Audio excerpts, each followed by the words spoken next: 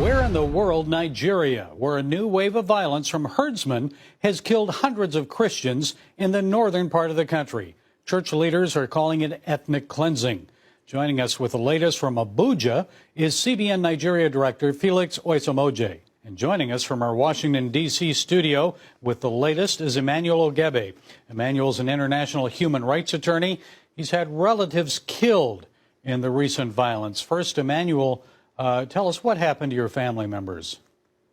Yes, Gary, just about 10 days or so ago, there was a horrific massacre in Plateau State in north-central Nigeria. And I just, saw the news from contacts there. It wasn't until a couple of days later that I learned that 6 of my relatives died in that attack. From what we've been able to piece together, the husband and his pregnant wife tried to take her out of the house to safety and come back for the kids. But they ran into the herdsmen on their way.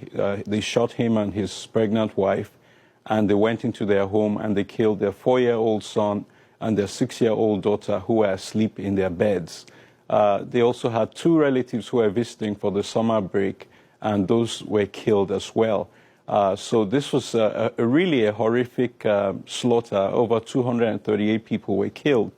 And Gary, what breaks my heart is the brother to the gentleman who died says that the family spotted the corpses and they said, we want to take our corpses and bury them. And the authorities refused and insisted on giving them a mass burial because they don't want the truth to emerge as to how many people really died in that horrific massacre in Plateau State. Felix, has the violence against Christians subsided or is it continuing? Gary, I will say we have noticed some escalation in the last few months. So you are right to say it's increasing at this point. Where is it specifically happening, Felix, and why? It's happening more in the Middle Belt area of the country. And the reason simply is because the Fulani herdsmen take their cattle into people's farmlands. They eat up their crops on the farm, and when the people challenge them, then before you know, they respond with AK-47s. Where do they get the AK-47s? So I understand this is different than the Boko Haram violence, those terrorists. Where do they get the AK-47s, and why are they responding that way? That has been the question because given how much an AK-47 will go for, a Fulani herdsman will probably need to sell all his cattle to be able to buy an AK-47. Gary, what we have is a genocide. They are trying to displace the Christians, they're trying to possess their lands, and they're trying to impose their religion on the so-called infidels and pagans who they consider Christians to be. Who is funding them? Who's providing them with the weapons, and why? Yeah, now, that's a very good question. We've always wondered how they could afford such sophisticated arms. In the few occasions where they run into the military, they overpower the military with the level of weaponry.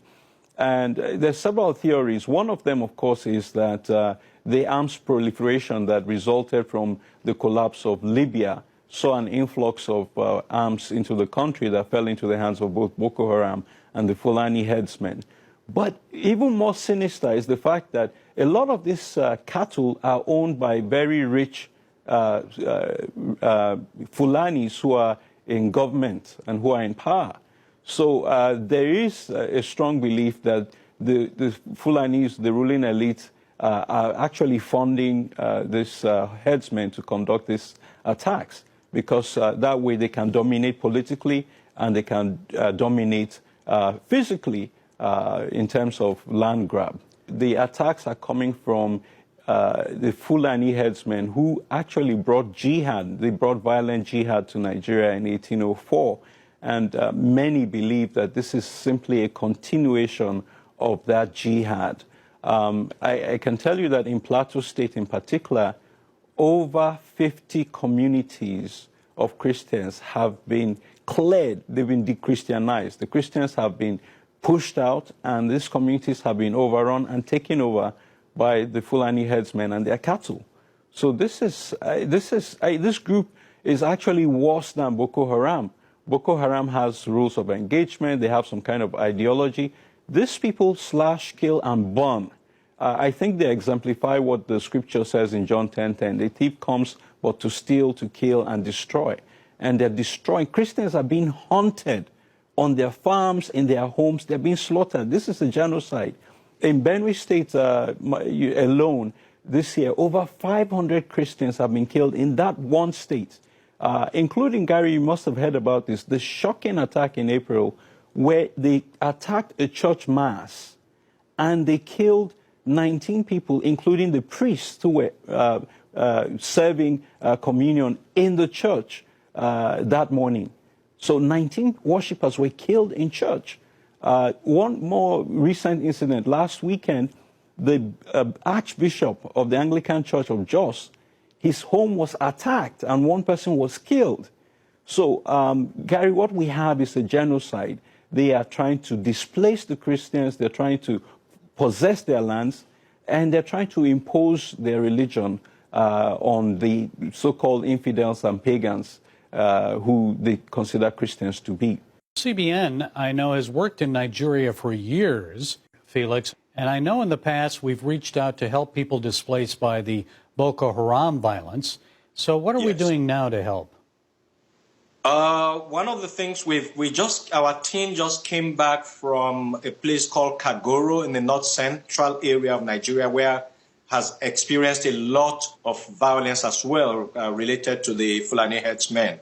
We just came back from doing a whole 1 week of free medical services to that area because a lot of people are suffering with no medical attention. So we've been able to go there and provide free medical services. And right now we are talking with another group on the outskirts of Jos that just happened this past week.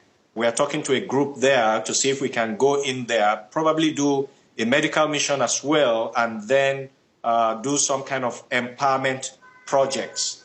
And so we're talking, but we can't move in now because it's still too volatile to go in there. So we're waiting until things settle down, then we'll go in there and see what we can do to help the people. So what can our viewers do, Emmanuel? Well, there are several things that could be done. Obviously, the first is prayer. But we're at a point where thoughts and prayers are not sufficient anymore.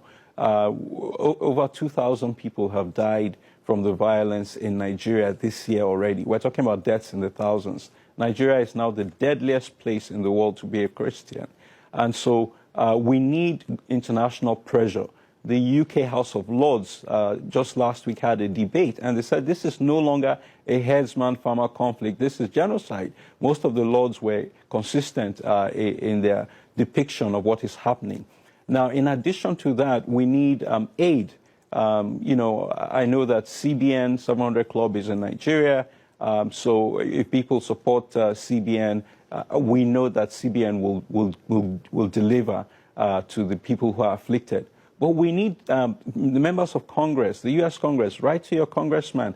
They need to appoint a special envoy on the issue of Nigeria. And also the United States needs to not sell aircraft to General Buhari's regime. The Nigerian Air Force has been used in attacks against Christian communities that tried to defend themselves against the herdsmen in Adamawa State. The U.S. shouldn't sell aircraft to General Buhari, who will use them against Christians. And so I think there are lots of things that can be done, but these are some of the key things that should happen. I think one of the things we need the most is prayers, because I personally believe that nothing happens that doesn't have a spiritual background. So whatever is going on right now has some kind of spiritual underpinnings. And I believe that if we begin to deal with it from that point, it makes it easier. After all, the Bible tells us that we do not war against flesh and blood. And so we know that there's spiritual issues. So we need to pray. That's the first thing we need. We need prayers that God will continue to protect Christians wherever they are all over the country. And the other thing, too, is to sensitize the international community to what is going on here, because I believe that once that happens and people know that it's not only Nigerians that are crying out, that then probably it will make them begin to see that people are taking notice outside of the country, and probably that will dissuade them from their plans. Yeah, and Gary, if I can say one last thing, there is a Christian girl who was abducted by Boko Haram, and they asked her to convert to Islam, or and then she would be set free, and she refused. She's a 15-year-old girl. Her name is Leah, and Leah stood for Christ and has been held by the terrorists for 135 days now. So I want everyone who hears this to pray for Leah. She's a genuine heroine of the faith in this era. And there are many of them there in Nigeria. We appreciate them, and we'll be praying for her as well. So Thanks, thank you, Gary. Emmanuel, for joining us. God bless you.